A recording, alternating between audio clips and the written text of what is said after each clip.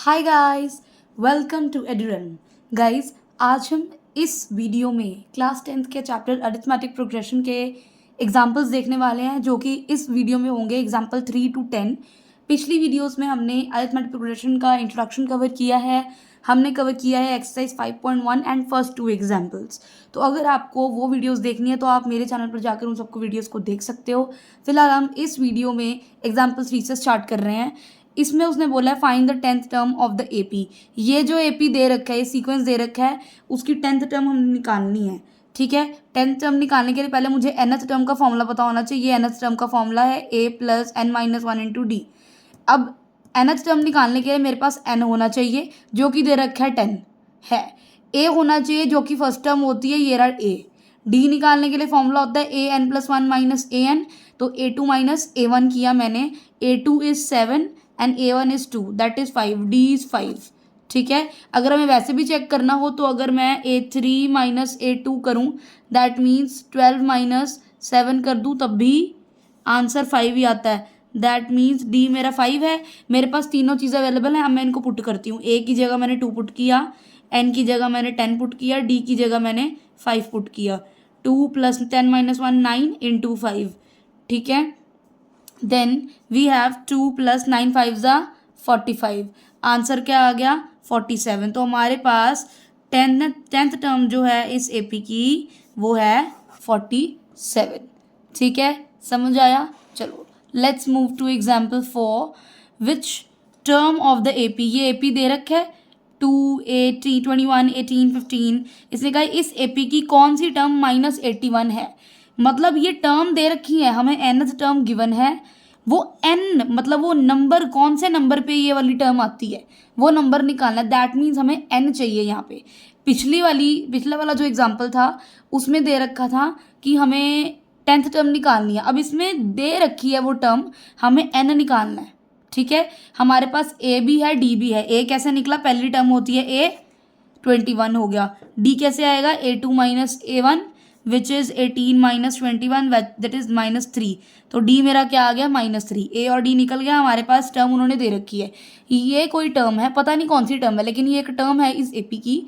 ये कौन सी वाली टर्म है ये पूछा है, तो हम क्या करेंगे?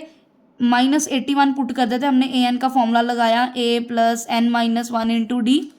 मैंने ए एन की जगह -81 लिख दिया, ए की जगह 21, एन मुझे पता नहीं है, यही तो फाइंड आउट करना है। डी हमें दिया हुआ है -3, अभी निकालना है हमने।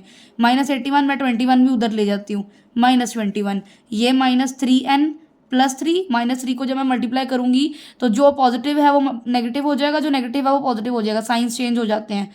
ठीक है, यहाँ पे इसको प्लस करूँ तो क्या बनता है? ये 102 बनता है, और -3n प्लस 3, 3n इधर ले आती हूँ, वो प्लस का हो जाएगा, और ये 102 भी प्लस का हो जाएगा। तो यहाँ पे मैं इसको यहाँ सॉल्व कर रही हूँ, सॉरी ये इतना किया मैंने, इसको ले आई मैं, 21 को इधर ले आई, और ये 3n वगैरह -3 को इससे मल्टीप्लाई किया। अब मैंने इन दोनों को प्लस किया, माइनस माइनस प्लस होता है, -102 आ गया, और यहाँ पे -3n और +3 हो गया। अब मैं -3n को इधर ले आई, पॉजिटिव हो गया वो, और -102 को उधर ले गई तो वो प्लस हो गया। अब ये 105 बनेगा, ये बनेगा 3n is equals to 105। n किया मैंने यहाँ 105 divided by 3 which is 3 3 9 35। n क्या है मेरा? 35, यानी 35th टर्म है ये वाली -81। ठीक है, उसने बोला कौन सी टर्म इस एपी की -81 है, दैट इज 35th टर्म, कि 35th नंबर पे -81 आता है इस एपी में। ठीक है, अब उसने बोला है also is any term zero. कह रहा है क्या इनमें से कोई टर्म ज़ीरो भी हो सकती है, मतलब इस एपी की कोई टर्म ज़ीरो होगी या नहीं होगी वो चेक करो।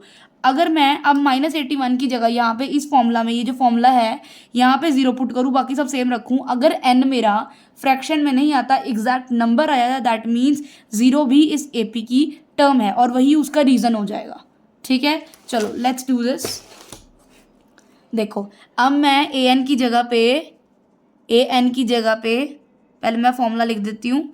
an की जगह पे मैं 0 पुट करूँ, मैंने चेक करना है कि ये 0 इस एपी की टर्म है या नहीं। वो कैसे चेक होगा? अगर n जो है वो फ्रैक्शन में नहीं, डेसिमल में नहीं, एग्जैक्टली कोई नेचुरल नंबर आ जाता है, कोई इंटीजर आ जाता है, सॉरी इंटीजर नहीं आ सकता, इंटीजर नेगेटिव भी होते हैं, तो वी नीड नेचुरल नंबर। ठीक है, तो अगर कोई नेचुरल नंबर आ जाता है n की जगह पे, तो 0 is a term of this AP। तो मैं A की जगह 21 पुट कर देती हूँ, n-1 ऐसे ही D की जगह पे -3, 0 21 -3n +3, -3 को मल्टीप्लाई किया इससे। अब मैं क्या करती हूँ, ये 3n इधर ले आती हूँ, 0 में कुछ भी प्लस कर दो तो वो सेम चीज़ आ जाती है। यहाँ 0 है तो 0 में +3n करूँगी तो 3n ही बचेगा। 21 + 3 क्या हो गया 24, n क्या आ गया 24/3 8, n मेरा 8 आ गया। That means 0 is the 8th term of this AP।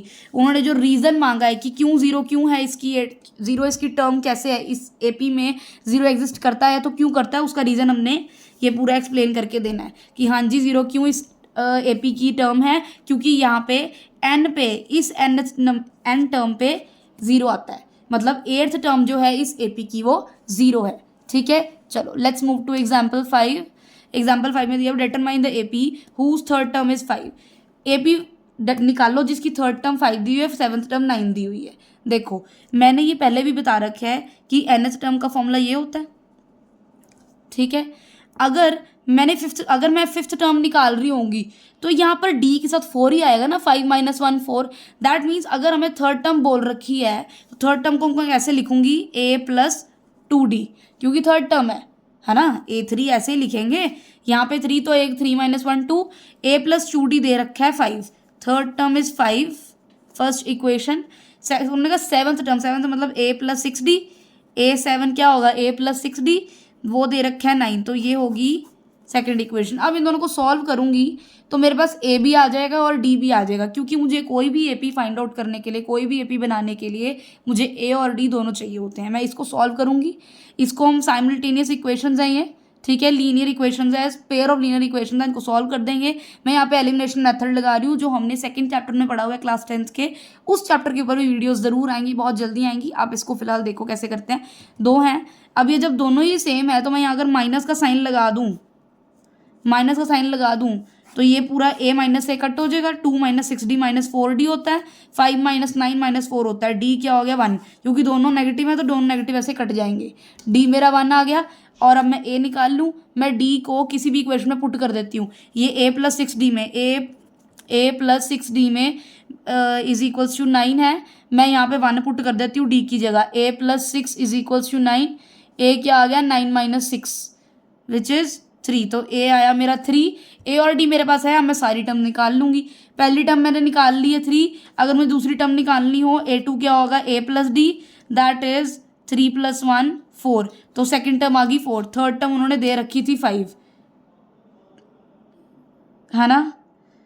तो नेक्स्ट वी हैव इज, अगर मुझे फोर्थ टर्म निकालनी हो तो A + 3D which is 3 + 3 × 1 that is 6, तो A4 क्या आया 6। मैंने AP तो बना ही लिया, अब इसको लिख दूंगी। पहली टर्म आई थी 3, दूसरी टर्म आई थी 4, तीसरी टर्म आई थी 5th, और ये 6th, करते करते करते आगे कंटिन्यू, ये AP बन गया। ठीक है, कोई भी AP बनाना हो मुझे हमेशा A और D दोनों चाहिए, अगर उनमें से कुछ नहीं अवेलेबल तो मुझे वो निकालना पड़ेगा। चलो let's move to the next question. देखो एग्जाम्पल नंबर 6, यहाँ पे चेक वेदर मतलब चेक करना है ये 301 जो है इस AP की टर्म है या नहीं। भाई फिर से चेक करूंगी, मैं N निकालूंगी, N अगर नेचुरल नंबर आ जाता है दैट मीन्स ये टर्म है, नहीं तो नहीं है। देखो A मेरे पास 5 है, D मेरे पास A2 - A1 11 - 5 6 आ गया, D आ गया मेरे पास 6। A और D मेरे पास दोनों हैं। अब मेरे को पता नहीं है कि 301 कौन सी टर्म है, तो मैंने AN का फॉर्मूला फिर से लगाया, A + n - 1D। A की जगह मैंने 301 को पुट कर दिया, सॉरी AN की जगह, एंड A की जगह 5, N मुझे पता नहीं है, यहाँ पे 6, 5 + 6n - 6 301, ये क्या हो गया -1, 301 इज -1 + 6n विच इज़, मैं इसको 1 उधर ले जाऊँ तो 302 बन जाएगा, -1 यहाँ है तो जाके प्लस हो जाएगा, 302 इज इक्वल्स टू 6n। 302 को 6 से डिवाइड करो, क्या आता है आंसर, ये आ रहा है पॉइंट्स में आंसर 50 पॉइंट समथिंग आएगा, 50.33 समथिंग। तो n जो ये पॉइंट्स में आ रहा है ना, इसका मतलब ये 301 is not the term of this AP। ठीक है, चलो let's move to the example number 7। Example 7 में क्या बोला है, हाउ मेनी 2 डिजिट नंबर्स, कितने 2 डिजिट नंबर्स हैं जो 3 से डिविजिबल है। सबसे पहली बार 2 डिजिट नंबर कौन से होते हैं, ठीक है, जिनमें 2 डिजिट्स हो। पहला 2 डिजिट नंबर कौन सा है? 10। 10 के बाद ऐसा कौन सा नंबर है जिसको जो 3 से डिवाइड हो जाता है, दैट मीन्स 12। पहला नंबर 12 है जो 3 से डिवाइड हो सकता है। अगला नंबर कौन सा है? 15। अगला नंबर कौन सा है? 15 के बाद 18, then we have 21 and so on. Last 2 digit number जो 3 से डिविजिबल है, दैट मीन्स 3 जिसको डिवाइड कर सकता है, लास्ट, बिल्कुल लास्ट। देखो लास्ट 2 डिजिट नंबर 99 होता है, ठीक है, उसके बाद तो 100 है, 100 3 डिजिट होता है, तो दैट मीन्स लास्ट नंबर 99 हो गया। ठीक है, 99 वैसे भी 3 से डिवाइड होता है, क्या पता 99 नहीं भी होता, वैसे हमें पता है कि 99 जो है 3 से डिवाइड हो जाता है, लेकिन ज़रूरी नहीं है कि 100 से पहले वाला नंबर अगर यहाँ पर 5 लिखा होता तो 99 थोड़ी डिवाइड होता है। फिर 95 वो लास्ट 2 डिजिट नंबर है जो डिवाइड होता है 5 से, तो डिपेंड करता है यहाँ पे क्या नंबर दे रखा है। तो 3 से जो ये लास्ट नंबर डिवाइड होता है, ये सारे 2 डिजिट नंबर आ गए। अब मुझे n निकालना है, मेरे को an दे रखा है, मैं फिर से an का फॉर्मूला लगा देती हूँ। 99 लिखती हूँ, a की जगह पे 12 लिखा है, n मुझे पता नहीं है, d मेरा 3 है क्योंकि इन सभी के बीच का डिफरेंस 3 है। 15 - 12 करोगे तब भी 3 ही आएगा, 18 - 15 करोगे तब भी 3 ही आएगा, तो d की जगह मैंने 3 लिख दिया। ठीक है, तो 99 यहाँ, 12 + 3n - 3, 12 - 3 9 हो गया, 9 + 3n 99, 99 90 बन गया, 3n, तो 30 = n। ठीक है, पता लगा 90 को मैंने 3 से जब डिवाइड किया, 90 / 3 तो दैट इज़ 30। तो मतलब ये 30 नंबर्स ऐसे हैं, 32 डिजिट नंबर्स हैं जो कि 3 से डिविजिबल हैं। ठीक है, चलो let's move to example number 8। Example number 8 देखो क्या बोल रहा है, find the 11th term from last term towards the first term. इसने कहा है ये जो लास्ट, हम आगे अगर 11th टर्म ढूंढने होते हम ए इसको ले लेते, डी निकालते, चलो जी आ जाती 11वीं टर्म। उसने बोला है ये पीछे से जाके, ये पीछे है, ये लास्ट नंबर है, यहाँ से शुरू करो तो यहाँ लास्ट से 11th टर्म कौन सी होगी। अगर ऐसा क्वेश्चन आ जाए तो जो लास्ट टर्म दी होती है ना, उसको मैं क्या करती हूँ, उसी को ए ले लेती हूँ। ठीक है, क्योंकि उसने बोला लास्ट से निकालो 11वीं टर्म, स्टार्टिंग से तो ईजी होता है, स्टार्टिंग से तो हमें आता है, लास्ट से निकालनी, तो ए आ गया -62। अब अगर मुझे डी चाहिए होगा, डी देखो डिफरेंस देखो यहाँ पे कितना आ रहा है, डिफरेंस यहाँ पे आ रहा है 7 - देखो जो हम जब भी, मेरी ध्यान से सुनना, जब भी हम ये करते हैं तो इसका डी निकलता है A2 - A1, ऐसे ही निकालते हैं, लेकिन जब मैं लास्ट से शुरू करती हूँ तो उसका डी निकलता है A1 - A2 करके। ठीक है, क्योंकि ये बिल्कुल ऑपोजिट चल रही है चीज़। तो जब मेरे को लास्ट टर्म को फर्स्ट टर्म बनाना हो तो उसमें डी निकलता है A1 - A2। अब यहाँ पे -62 से पहले मुझे नहीं पता ना कौन सा नंबर होगा, तो मैं क्या करूँगी, स्टार्टिंग डी देखूंगी, डी क्या आ रहा है मेरे पास, 7 - 10 - 3। अगर स्टार्टिंग वाले से डी -3 आता है तो लास्ट वाले को अगर मैं ए लूँगी तो ये डी प्लस का 3 बन जाएगा। बस ये ध्यान रखना, ही थोड़ी याद रखने वाली चीज़ें हैं, ये एक ट्रिक है। अगर मुझे लास्ट नंबर को ए बनाना है तो डी का साइन पुट्ठा हो जाएगा। अगर स्टार्टिंग वाले नंबर्स में डी पॉजिटिव आ रहा हो तो ये नेगेटिव हो जाता, अगर ये नेगेटिव आ रहा है 7 - 10 करके -3, 4 - 7 करके -3, तो जो ये डी होगा वो 3 होगा। ठीक है, मतलब ये पॉजिटिव हो जाएगा। मैं आपको प्रूफ दिखाती हूँ कैसे। ये ए और डी आ गए, अब मुझे 11th टर्म निकालनी है, A11, A + 10D, ए की जगह -62, 10 × 3, तो -62 + 30 इज़ -32, तो 11th टर्म जो है -32 है। ठीक है, ये तो निकल गया हमारे पास, ये -32 आ गया मेरे पास 11th टर्म। समझ आया, क्योंकि अब जब देखो ध्यान से देखो, जब मैं -62, अब ये -32 मुझे दिख ही रहा है कि 3 का डिफरेंस है, 3 का डिफरेंस दिख रहा है, दैट मीन्स यहाँ पे ऐसा कौन सा नंबर होगा -62 से पहले जिसमें 3 का डिफरेंस होगा। ठीक है, वो ध्यान से देख लेना, ये बहुत ईजी चीज़ है, बस ये ध्यान रखना जब भी मैं लास्ट टर्म को फर्स्ट टर्म बनाती हूँ तो जो डी है वो ऑपोजिट हो जाता है।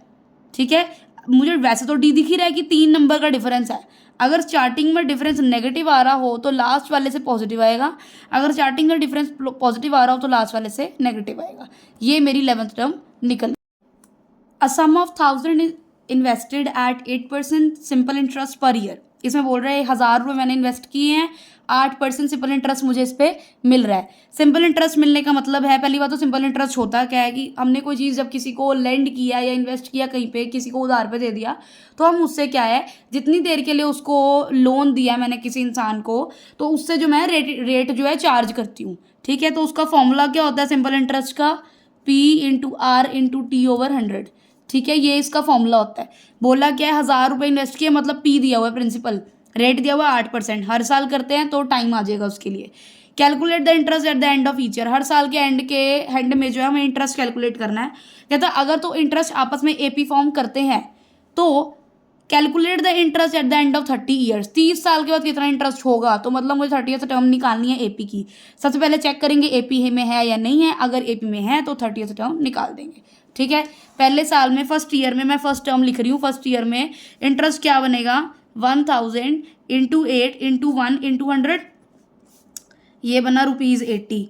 A2 क्या बनेगा, 1000 इंटू 8 इंटू 2/100, ये हो गया ₹160। 8 2 16 इंटू 10। ठीक है, उसके बाद A3 क्या आएगा, 1000 इंटू 8 इंटू 3/100, ये कटिंग की तो ये बना ₹240। अब मुझे चेक करना है कि ये तीनों जो आपस में एपी में है या नहीं।